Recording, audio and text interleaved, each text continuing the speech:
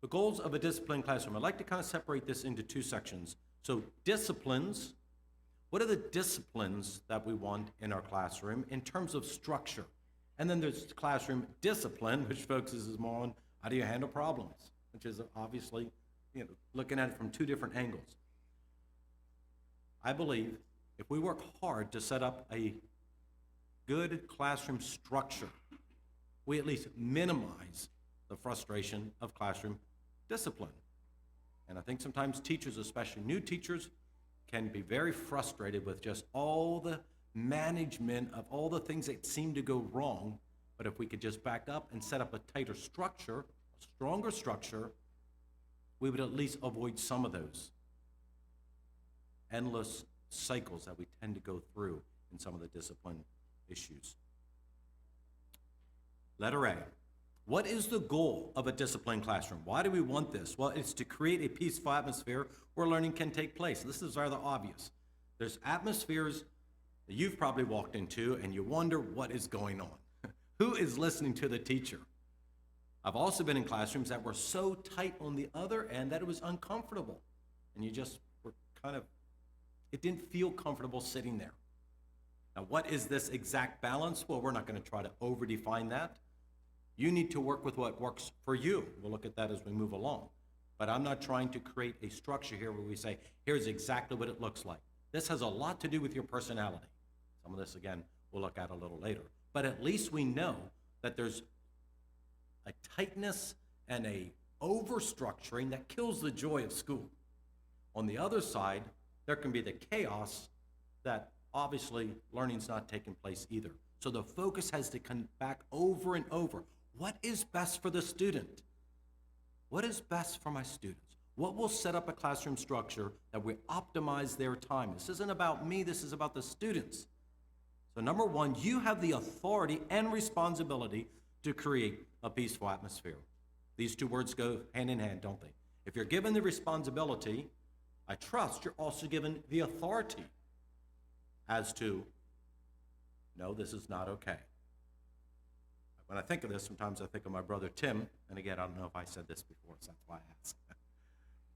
My younger brother Tim was a school teacher, and he was new, and was teaching in a little bit of a difficult school situation. He talked about different students, different times, and some of the drama that went on. I think he was teaching grade 5 and 6.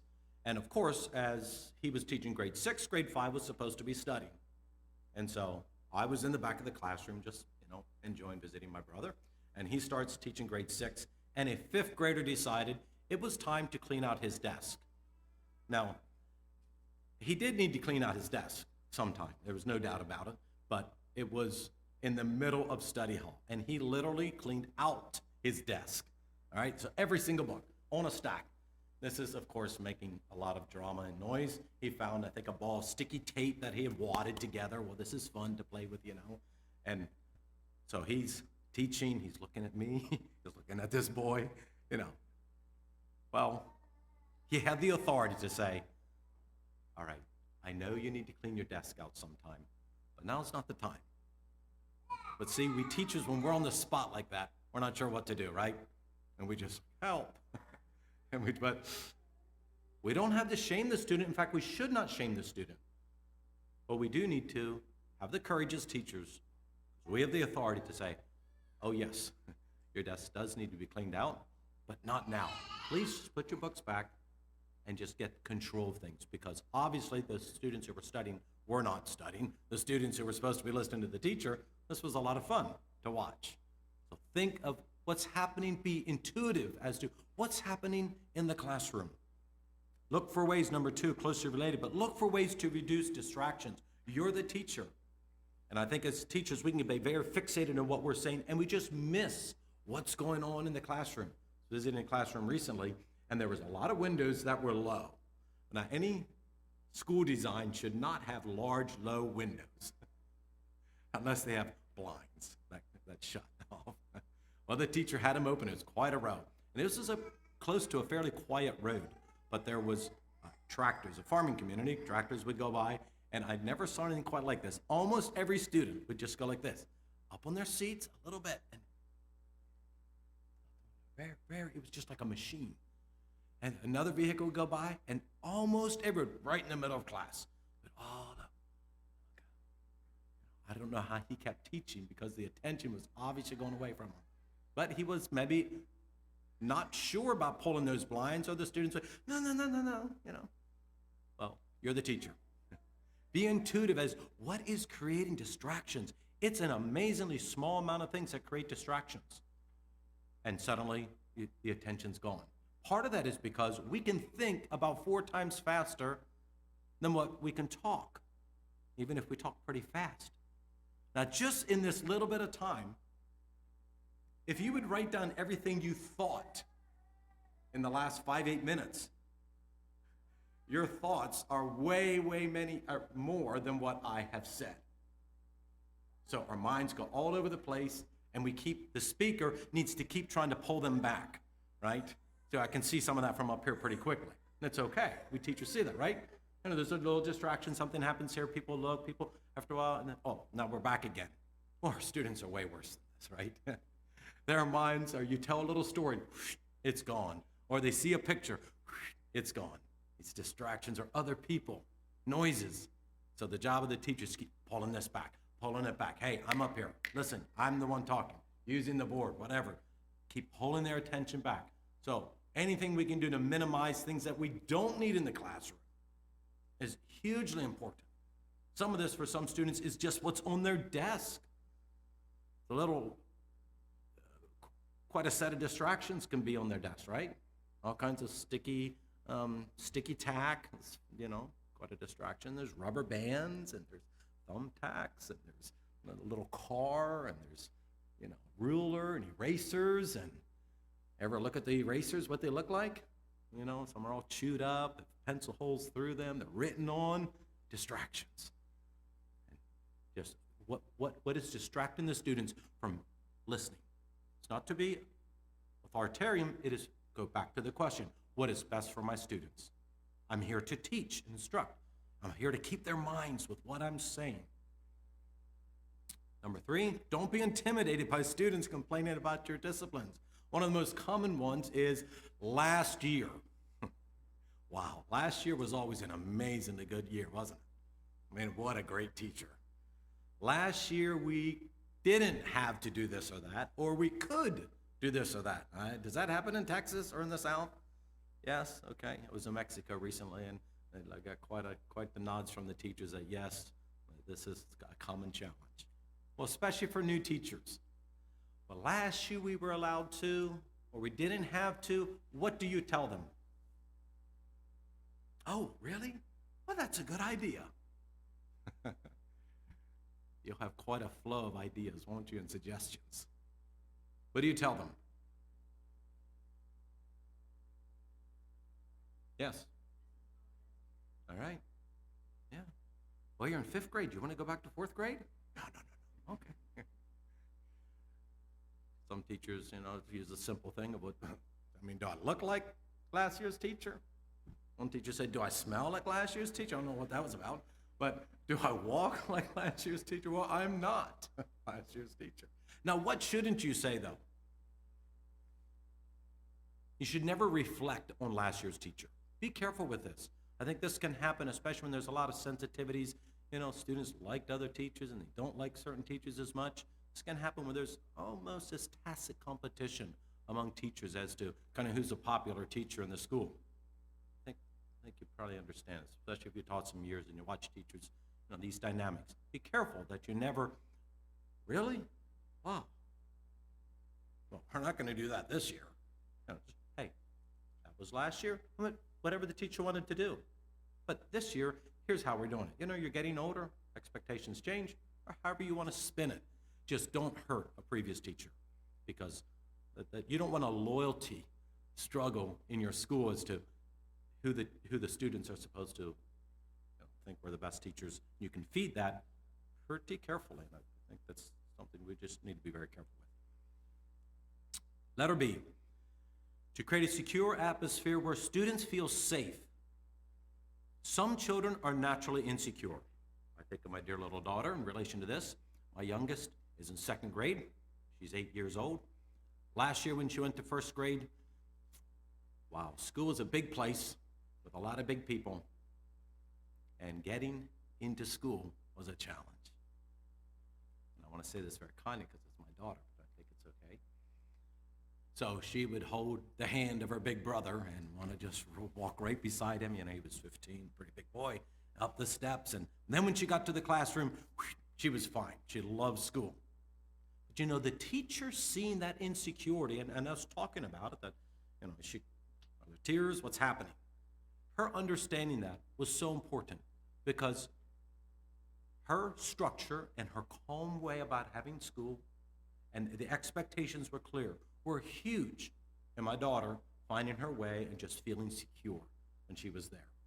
If she would have went into a classroom that was chaotic, not very organized, not clear the expectations, it would have just fed those insecurities. And to me, it was just kind of a real fresh eye-opener into the importance of that structured classroom because of the insecurities she faced walking into school as, you know, a little girl. Keep in mind, our students, these younger students, they're just pretty little, aren't they?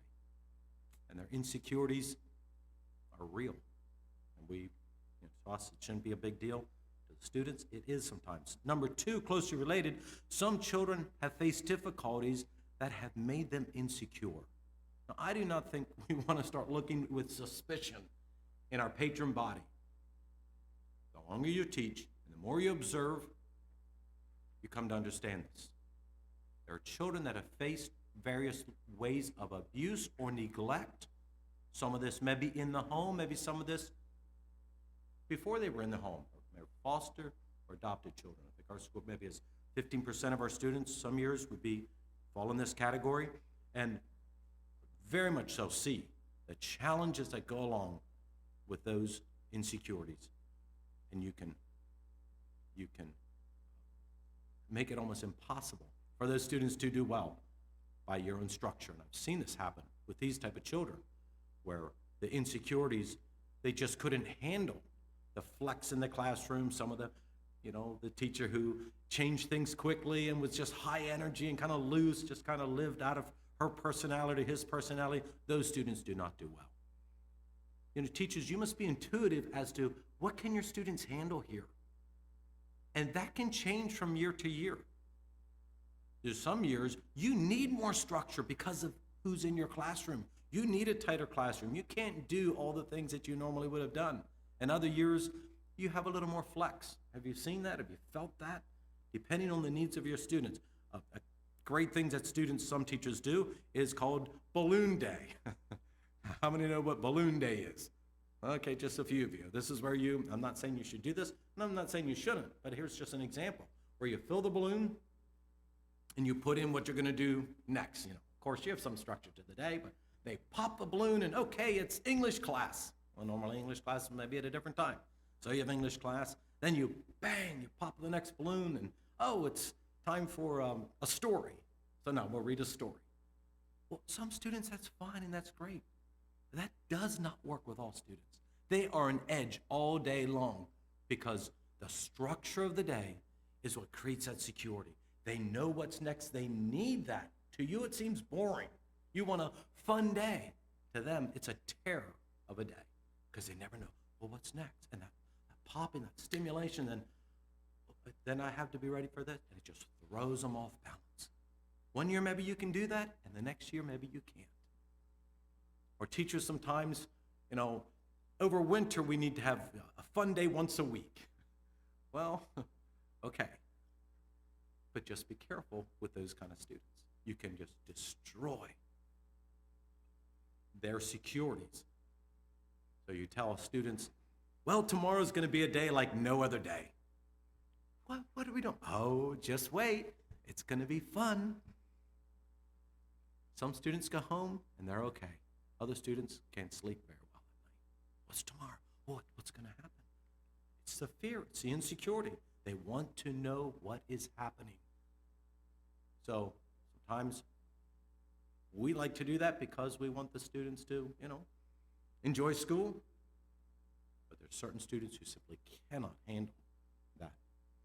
Think of one student especially where a teacher as I watched the teacher, knew a little bit about it, I wasn't administrator at that point, but as I just watched heard what was happening, and the parents finally had to go in and pull their child out of school for these kind of reasons. As I watched that student later get into some very structured, tight classrooms, the child did very well, flourished, very secure, could handle school. And I just thought of that difference from one grade to the next. And it has a lot to do with this. A teacher who just changed a lot of things, did things, for just diversity, but it just destroyed the security of the child. So be intuitive, be sensitive. There's lines you can never cross, of course, of lack of structure. But some years you maybe need more than others. So knowing your students really matters here.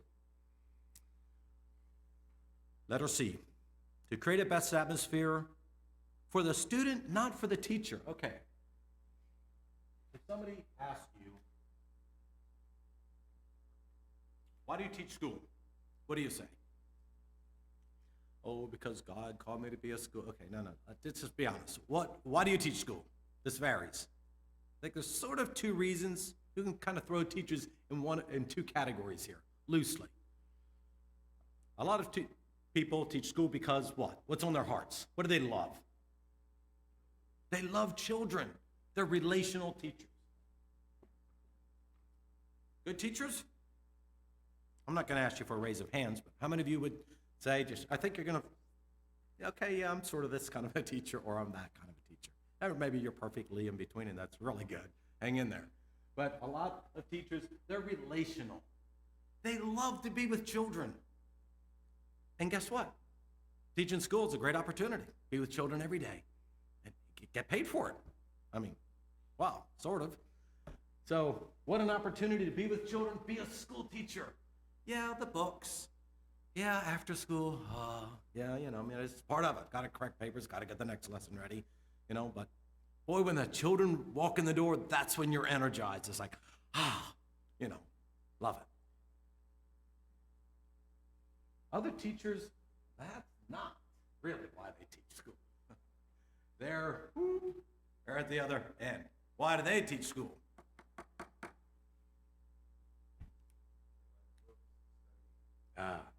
They're academic teachers. I've worked with both kinds of teachers. I certainly fall into one of the categories, very much so. I've worked with numerous of these teachers, not as many as over here. These teachers are very smart. They're intimidating because they have a tremendous well of knowledge. They have good, very organized outlines and PowerPoints for their classes and structure. I substituted recently for one of these teachers. Wow, the organization was phenomenal. I never got ready for a substitute like this substitute. I mean, it was 2 pages of detail. Every class, what to do, and it was perfect. It wasn't overdone. It was impressive. All the details, the PowerPoints, go into this file, click here, find this. Grades get entered onto this database. Hope you can find your way. True. Okay, yes, let's see. Wow, incredible. Very, very smart teacher. Very well read. Very academic. Can they be good teachers? Well, of course. But both need to think about what are the inherent weaknesses of your giftings. And I really care about this. I think this is so true of our churches, of school structures, big schools, small schools, different church types of administration, different personalities. We have to be honest with what are the inherent weaknesses and strengths and say, we got to deal with this. We can't say, well, this is just who I am. It's just the kind of teacher I am. This is me. This is what makes me feel comfortable. Oh, wait a minute. If it's destroying your classroom, the focus is what is best for the student, not just what makes me feel good. Now, I know we need to work within our personalities. Like someone said, be yourself. Everyone else is already taken. All right, so don't try to overly emulate somebody else because, wow, it's no fun very long at all, is it? You ever try to be like somebody else? How did it go? You're soon back to like, I got to live in my own skin, right? I just got to be me. But having said that, bring in the edges, bring in the things that do not fall in the range of a successful teacher. The relational tend to be obviously less organized. Forget a lot of things. You need to just learn to live with a lot of sticky notes and a lot of other ways of organizing your life. Write things down. Remember. You need to bring in the edges of what you think maybe would just be fun. No, it's not working. Relational teachers, of course, can be very successful, but they can also run a very sloppy classroom where the students are not secure, the lessons are not well prepared, and it's a lot of fun, but actually at the end of the day, teachers remember, it's not fun for the students often. I'm convinced students want a very predictable, disciplined classroom. They really do. I wouldn't do this with immature third, fourth graders necessarily, but I've done this sometimes with middle grades and high schoolers already, just talking about school culture and the kind of things that said, why don't you write up, give me 5 policies that you would have if you would be a teacher. Now, there's always the smart aleck who says, recess every day, extra recess, no rule, bizarre things, but not many will. Most will write down an amazingly tight set of things. I've been just impressed every time I do this. I do it, maybe every couple years. You read it and say, wow, tighter than what I might even run the room. Number 1, no whispering. Number 2, if you're not a good sport, you take your seat. I mean, it's sometimes they're picking on things that, are hurtful to them, and you see that coming out. No, they're, okay. But overall, it's amazing how much we want order. That's where they feel secure. So, this compulsion to make school fun, to want your students to like you. How many want your students to like you? How many don't want your students to like you? Well, you better not teach if that's the case. But this can drive you. You want students to like you, and you're very sensitive as to what's going on here, right? So, okay, so today, yes, we're going to have to do all the lesson. This is a little tough, I know, but it's a long lesson, but this is what you need to, right away, it's looking like, Well, you know what, actually, no, that maybe is that's a little much. Okay, we're always adjusting to keep them happy. No, decide what's best for your students, and then that's what you do. Or you will be manipulated, and they know it, because you're intimidated by them. I find this quite a challenge, especially with high schoolers. But you know what? I was talking to a second grade teacher I worked with for years, and we just laughed about how intimidating even second graders can be. Wow, if they would know how intimidating it can be, what would they do with this? But especially at older students. All right, academics, what are their challenges? I just want to encourage you, if you're an academic teacher, you can be the best teacher, but if you don't develop relationships with your students, a lot of your effectiveness is going to be affected. I had an academic teacher ask me recently, he just said, what can I do?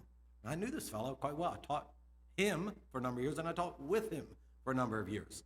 Very smart teacher.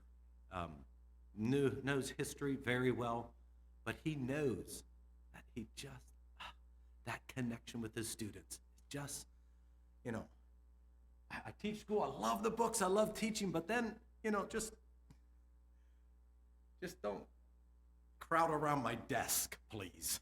I need my personal space. No, you need to work at developing those relationships, because I've watched some serious disrespect in schools from academic teachers. Serious disrespect. Because the students come to school, and there's a lot of structure. It's nice and neat. It's a no-nonsense. And the classes are tough. But then there's not the warmth. There's not the relationship. And so the students are like, every day it's just, high academics, keep pushing, keep, good grades and hard lessons. But then there's not the warmth, there's not the relationship. Again, don't lower your academics. Not at all. It's not either or here, it's both and. Keep your academic standards, but work hard to build relationships. Lunchtime is an easy example to use. I think of I don't know what your culture is, but for us, lunchtime, they go get their lunches and they sit in groups or sit in corners or whatever, group up. Well, where's a relational teacher at lunchtime? With their students, right? Sitting right among the students, telling stories, listening to their stories, laughing. This is great. The students love it. Where does the academic teacher, who walk past their room, where are they eating their lunch? At their desk and reading a book at the same time. See, it's just go sit with them. That's what I told that teacher, said, just be with your students. I know it's hard to walk up to a group of students before school, maybe just kind of hanging around in the corner before bell rings to go out or however your school works. But just don't be studying your books at that point. Don't be making photocopies. It's not the time. You should be ready for the day. Go be with your students. Just listen, if nothing else. Ask some questions as you can. They want you to, even though it feels like they don't want you to, because, well, you're just uncomfortable. Lunchtime, just go be with them. Break time, go play football with them, play basketball, play whatever, peek around the corner, whatever you play with your group, rather than just that fear. They probably want you to. So believe that instead of believing that they don't. Again, a relationship is a huge challenge, but you will destroy so much of your opportunity if part of your disciplines and structure is this wall that separates you from your students. It's the most comfortable, but it's not effective. Roman number two, communicating disciplines.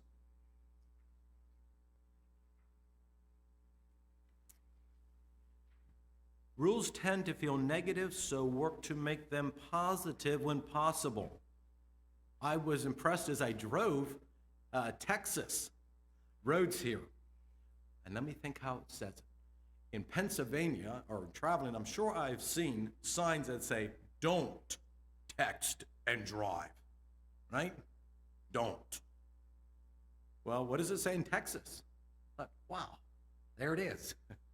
It says, text and, is it message? Something like that. I saw it a number of times. Text and message later. Oh, pretty clever. Later. Rather than don't. Well, do it later. Just, isn't that an interesting spin on kind of appealing to, hey, come on, wouldn't this be a good idea, instead of, don't you dare do that. See, some students can handle negative direction, and sometimes we need to, of course, say, I'm asking you not to do this. But there's times where we can spin things in a positive way, because the negative can make some students sort of want to just go ahead and do that, right? Because it's a game, kind of behind your back. So you can say, don't write in your textbooks. Well, some children would sort of like to just kind of, no, the teacher will never see it, but I did that. Why are they like that? Well, you know children, right? We can spin it in a positive of just saying, let's keep our textbooks free from scribbles and marks. Oh, well, that's reasonable. We want to win the heart, the cooperation of our students. And if we're too much, don't do this, stop doing that, hey, what's going on here? It's just kind of negative. We can set up this cat and mouse game. You know what I mean by that, don't you? It's just all this, it's just go, and sometimes I've needed to just talk to my students about this already. Especially when teaching a couple groups recently that were extra challenging. Taught them in 7th grade and I taught them in 8th grade. And I just sometimes would say, all right, hey, we just gotta talk, I don't like this. I feel like we got this cat and mouse thing going on, and I don't like it. Do you? No. Okay, so maybe I'm being overly sensitive, and I don't want to be that way because it just feeds the problem.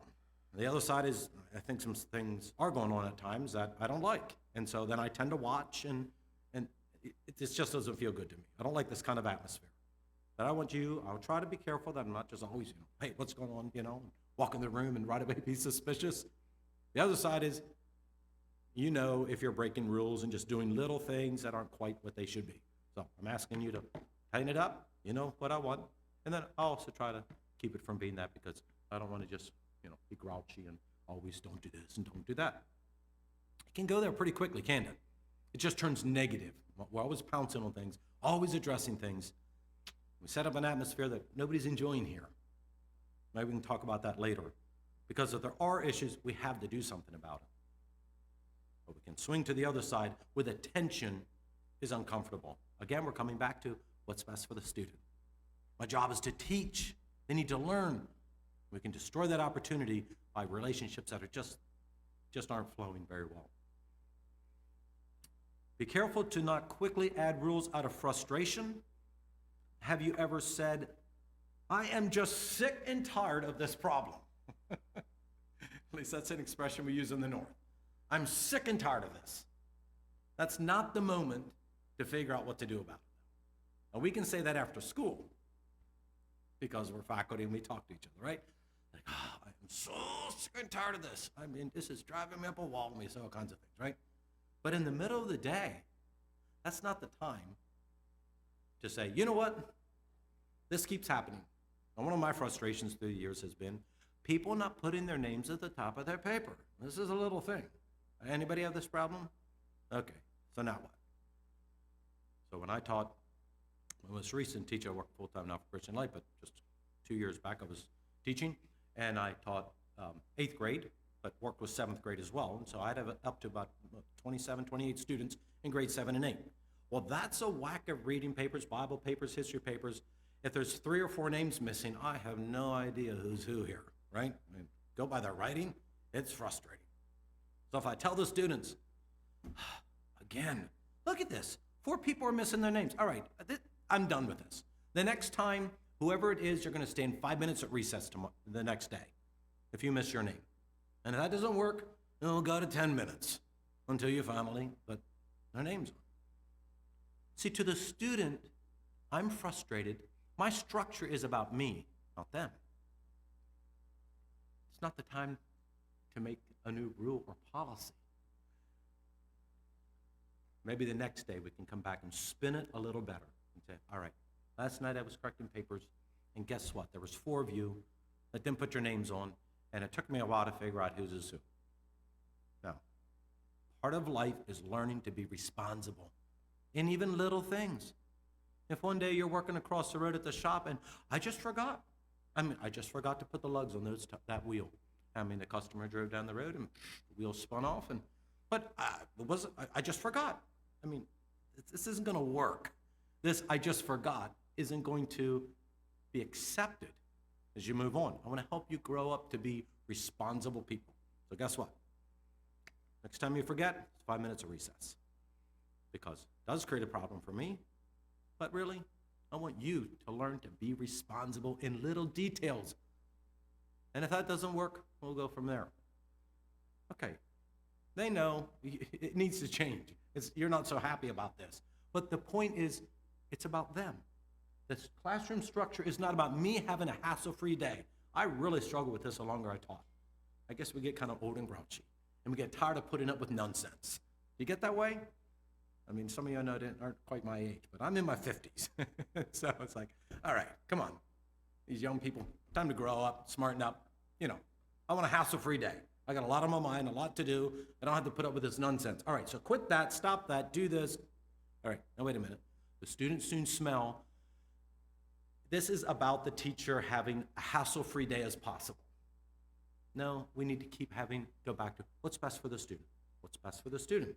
We're trying to raise responsible students who can then face the responsibilities God will give them and do well. Keep our how we handle those situations communicates to the students, and we can win their hearts a lot easier, at least, if the focus is finally back on what's good for them. State them clearly. How many of you have a rule in your classroom? No whispering. Without raising your hand, no whispering. Really. I wonder how this is going. Like the visit. Just don't whisper.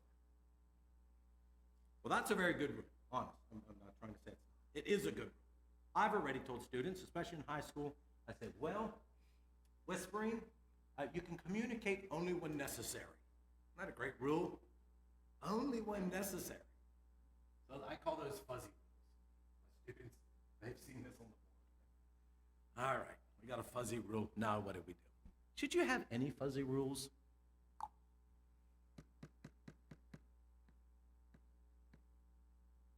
Leave the room only when you need to. Oh, sharpen your pencil only when it's dull. Well, you have a lot of dull pencils. What do you think? Maybe we can pick this up in discussion. Depends, maybe. Depends on the age. The thing I like about this, one or two rules, not many. The negative is the interpretation, of course, right? And finally you get frustrated enough, you start adjusting this, and then, oh, now you're picking on me. That's the one side. But the other side is we are trying to teach students some responsibility. Privilege and responsibility go together. We must teach our students this. We can raise 10th graders like first graders. That's not quite what we should do, I don't think. I think our classroom structure should shift more and more. It's in their ballpark. What can you handle? You're growing up. There's not going to be somebody just right around you all your life telling you exactly what to do and not to do. Can you handle communicating only when necessary? Leaving the room maybe once a day.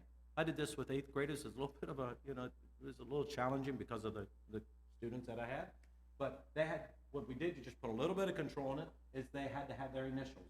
I had the initials on the board. And every time they left the classroom, they just had to put a mark. Oh, 1 mark a day? Okay. 2? Okay. 2 times 15, that's very good. Okay, wow. 3? No, what's going on there? Hey, 3 marks, what's going on? Well, okay. Come on, you want to keep your privilege? You can't do that, and not every day even. So we're trying to help the students realize with privilege comes responsibility. So 2 students keep whispering and create a problem. You could take it away from everybody, or you can just take it away from them. Why? So one day they have their license, and they drive some ridiculous speed, and the police comes and takes the license away from them. Well, don't take it away from the whole community. Not everybody stops driving, of course not. The offender is affected by the privilege because they were not responsible.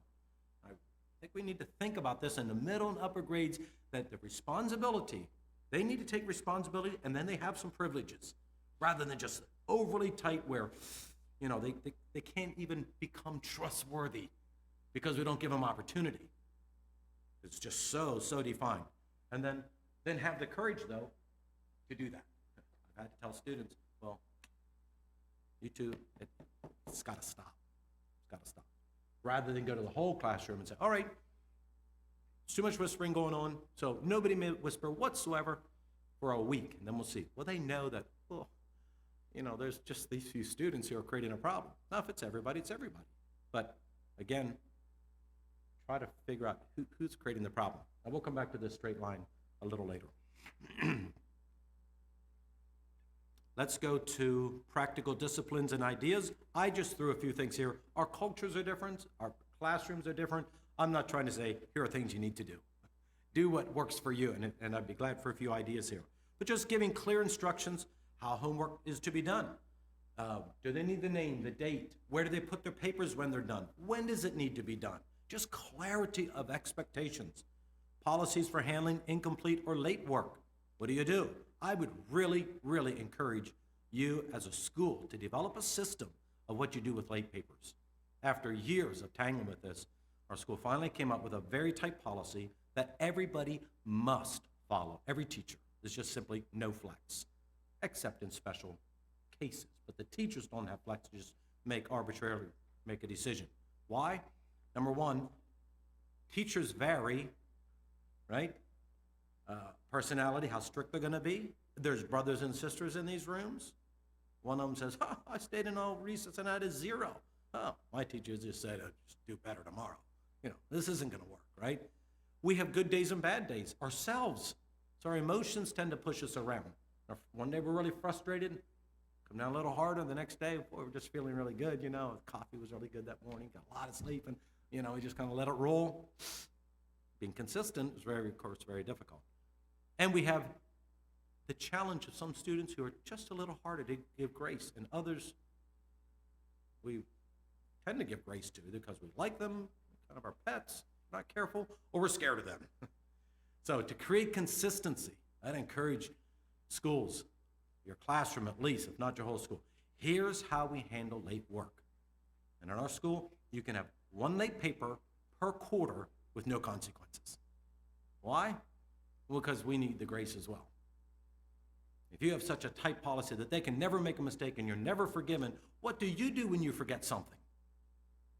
So now you're all ready for class. Okay, let's go, ready for a test. Oh, I forgot to make photocopies. Give me a minute, I'll be right back. Go out and make your photocopies or grab them, left them in the file. Ever do that? I mean, right? Come on. If you taught more than a year, yeah, okay. All right, ready to correct your papers.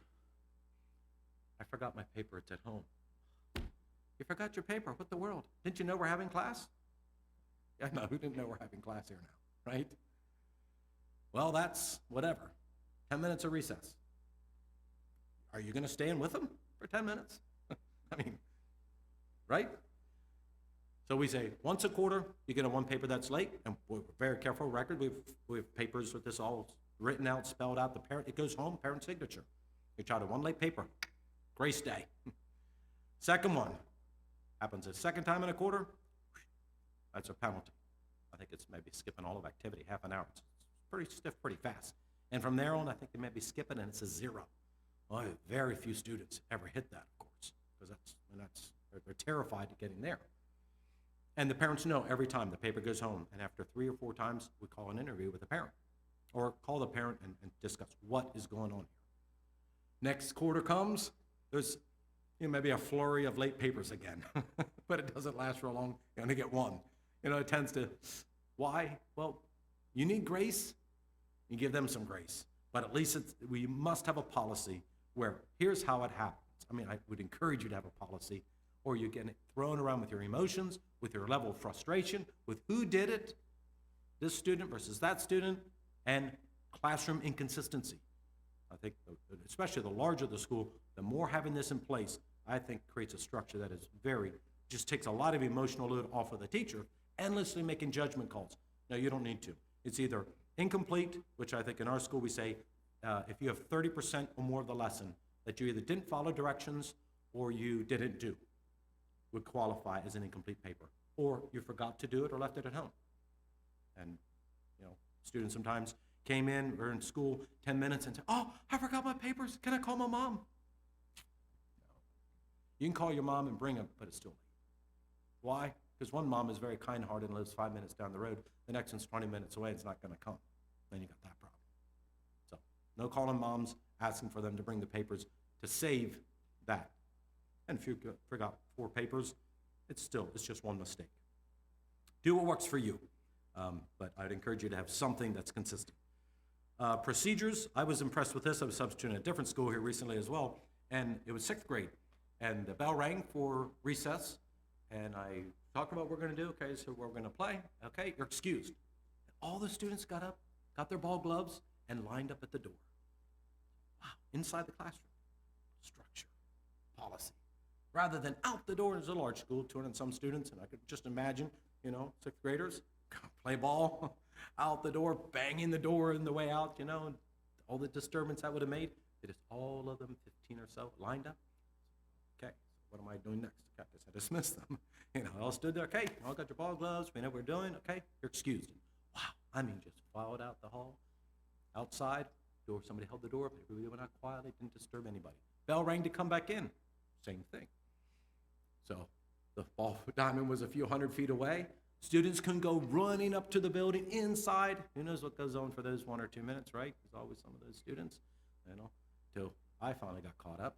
Well, by the time I got caught up, they were all nicely standing in a row outside. I love that order and structure. It was just so healthy and respectful. I got there, I go hold the door open for them, go ahead and come in, all quietly went in. Our school actually does the similar thing, at least for coming in, grades 1 to 6.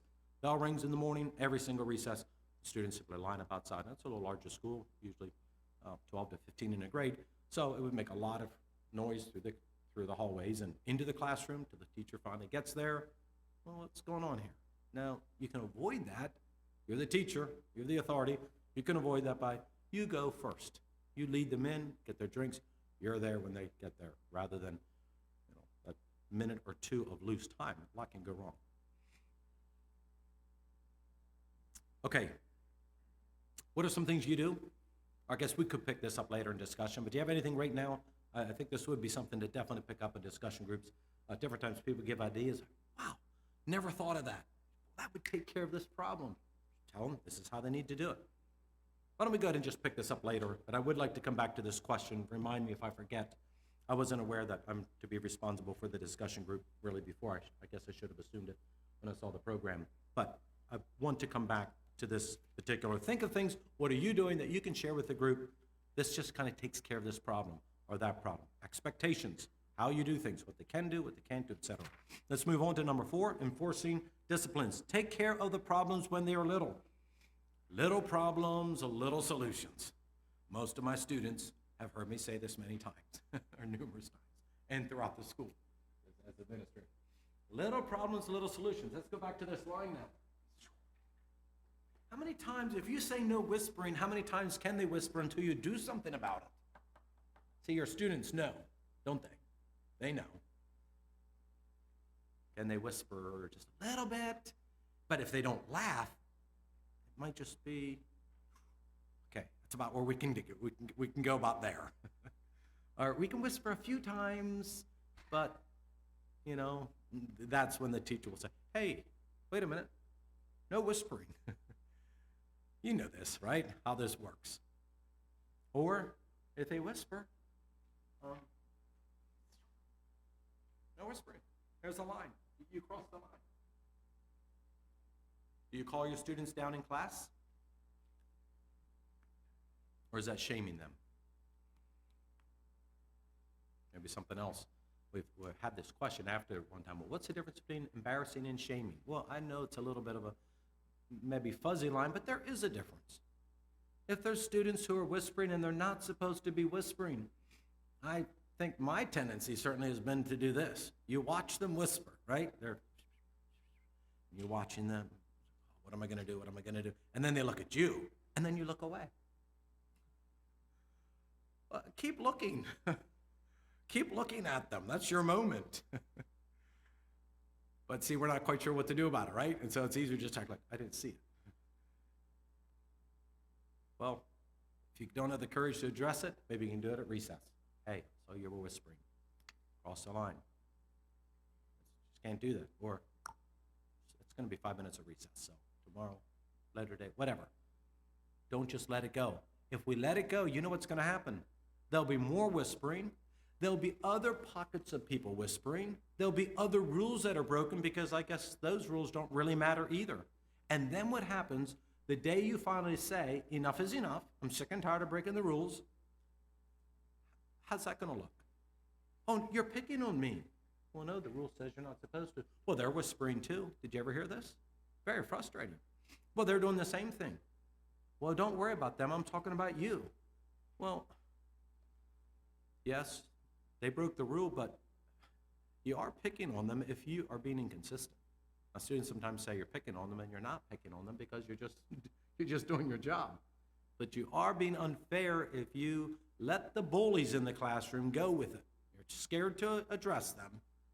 But then when, these do it, well, I'll talk to them because they're a little easier to talk to. It's not fair and consistent, and of course they know that. I went and wrote the word try to be fair and consistent. I guess I should have said be fair and consistent. Is sameness and fairness the same? I wish we'd have a long time to talk about this. Maybe we can talk about this later as well. Is fairness, do we achieve fairness by sameness? I'm saying it in a way you probably know you're supposed to say no. But I don't know what to do with this. Do you? But we still need to work through this. Does God treat everybody, is God fair? I get disturbed when people say,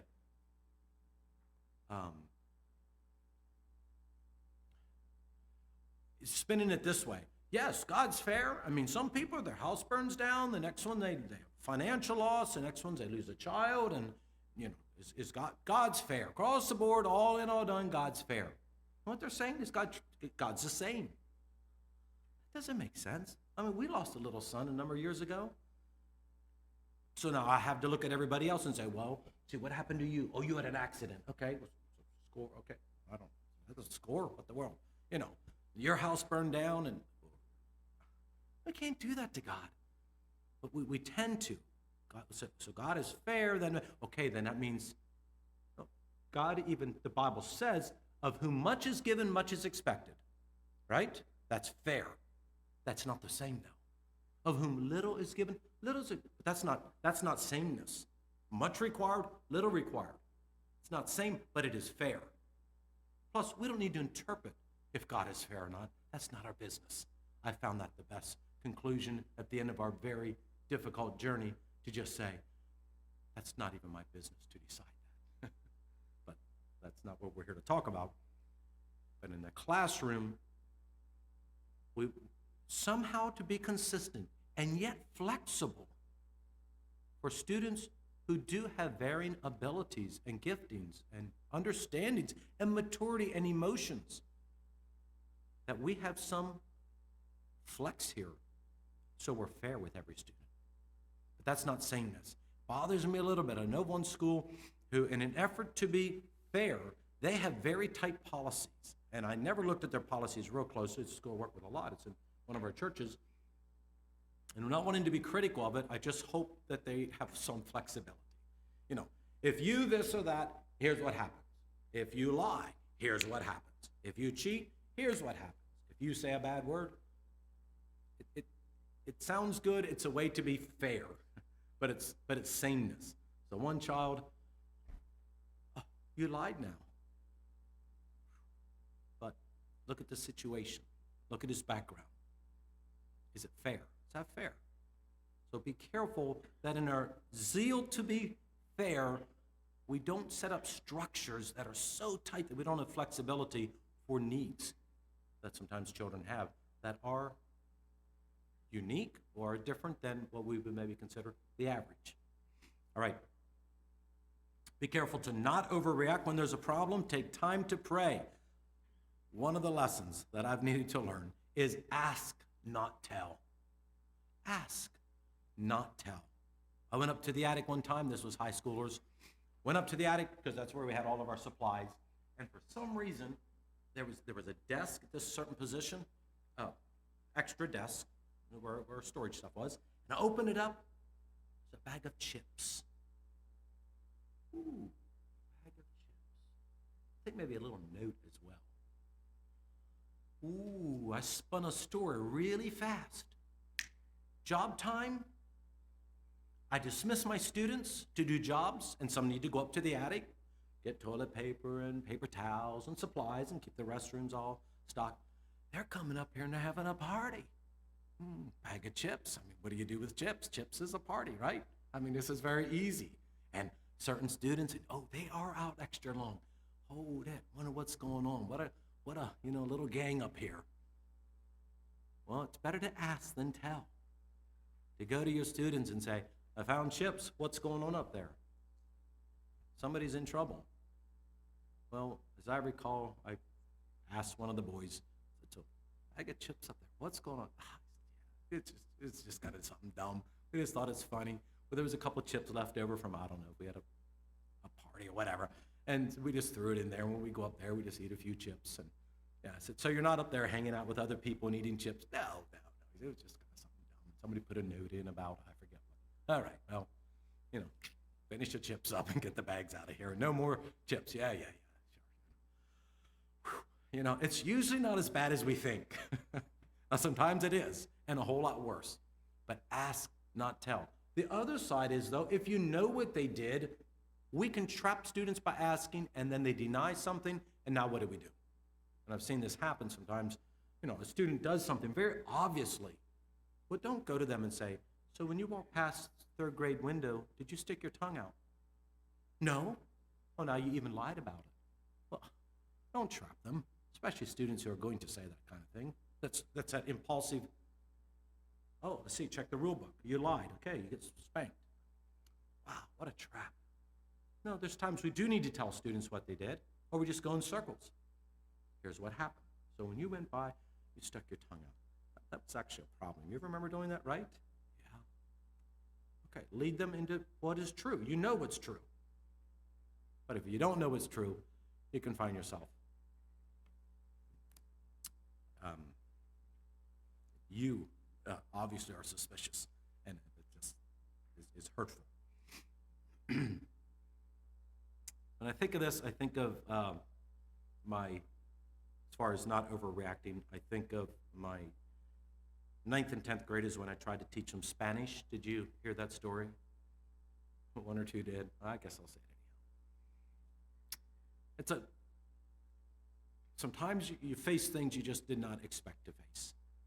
So I was administrator only a few years ago, and I taught Spanish. We'd just come back from Colombia, South America, so we picked up, of course, some Spanish, and the teacher was quite glad to turn the Spanish class over to me. It was in the middle of the year. Came back, and they asked me to come back as administrator, so I did not have a regular class. I taught various classes to kind of help out different workloads. So I came in the classroom, 9th and 10th grade, 16 students. I have no idea how you can produce large pillows out of thin air. But just like that, 16 pillows on top of desk, backpacks, back pockets. I don't know where you could keep pillows without me seeing them, but the desks are arranged with, they must have them stuffed in there. Suddenly, those 16 students just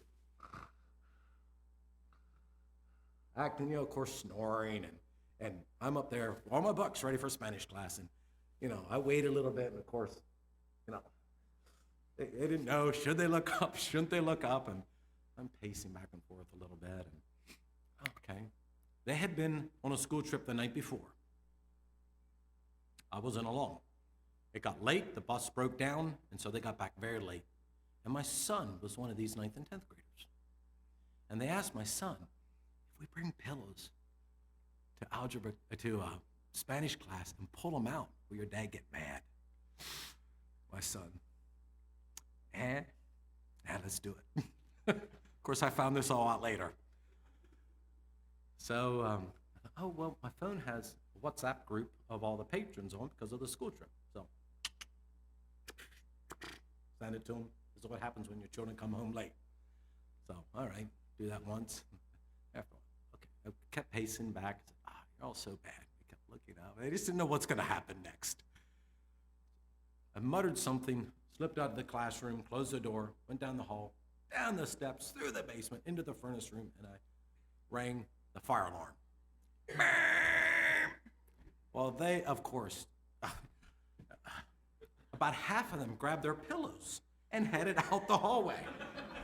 So, in our school, grades 1 to 10 all walk a nice straight row about 500 feet across the ball diamond. And so about half the students are walking with their pillows. First graders looking at them. Now what do you do with the pillow? You drop it, you carry it. They carried it the whole way to the end, about half of them. And the teachers are, of course, asking me, pillows, what in the world are these students? Because the teachers were hanging at the building. So they had to walk the whole way back toward the teachers with their pillows in their arms. Now, in our school, we have groups. So all the 9th and 10th graders are group leaders, buddy groups. And so all these little students, of course, they look up to these 9th and 10th graders and they're looking, there's my group leader. He's got a pillow. Well, mine doesn't, and they're working their way back in. Get back into the classroom, and all right, good joke, I kind of got your back right. Yeah, we still talk about this with the students, or some of them are school teachers themselves now.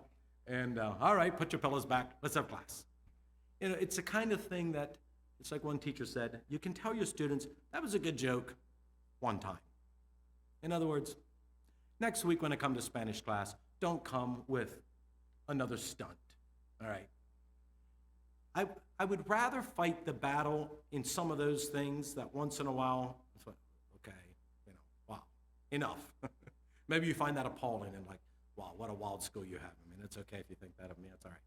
But I would rather fight that battle than the other end where it's so, and it's just a lot of disrespect. And no, if you do that, he would just blow up. I mean, absolutely. So what am I going to say when they do that? All right, put your pillows away. I'm here to teach Spanish. I mean, what's the nonsense? Put them away. Come on, let's go.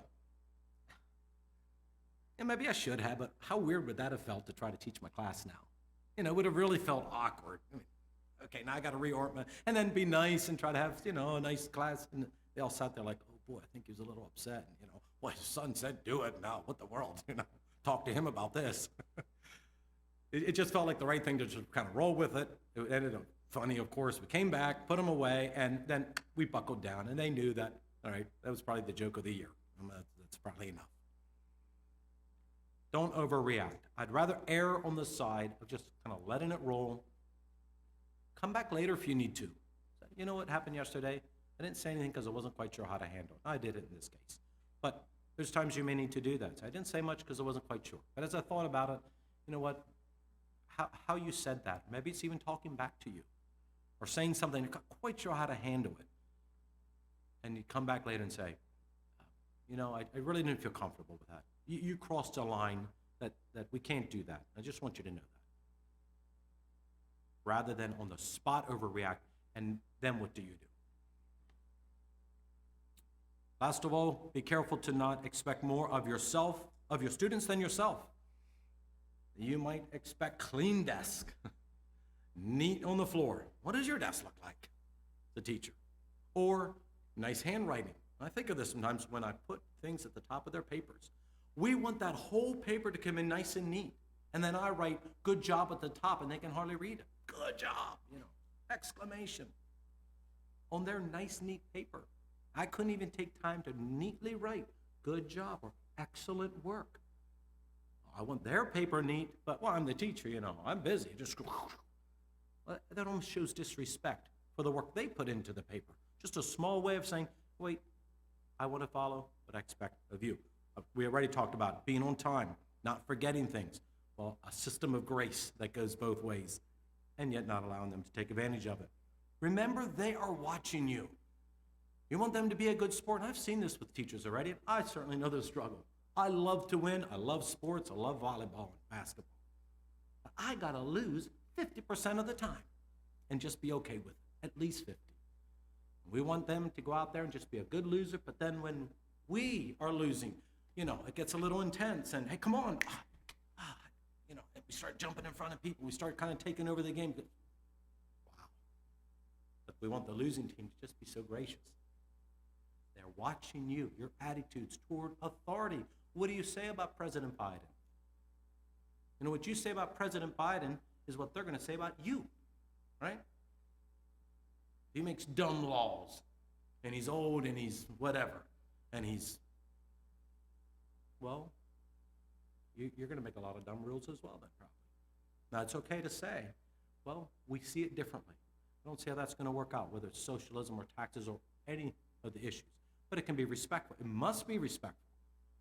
They're watching. What's your attitude toward authority in the school or politically? We can't call them to a level of respect that we're not showing ourselves. Be willing to apologize when you make a mistake. If you can't apologize, you shouldn't teach school. That's just how it is. You must. And I've found the times I needed to do that. It's humbling, but it is bonding with your students. If you made a mistake, you made a poor judgment call, you shamed somebody, you must be willing to apologize and say, I'm sorry. What I said yesterday, that was beyond what was acceptable. Will you forgive me? Ask them to raise their hands and be humble. Or on the spot, if you realize, I said something that hurt somebody. Be willing to apologize because they know you made the mistake. You expect them to apologize, and it's a way to just clear the air and bring things back to an environment and atmosphere that is conducive for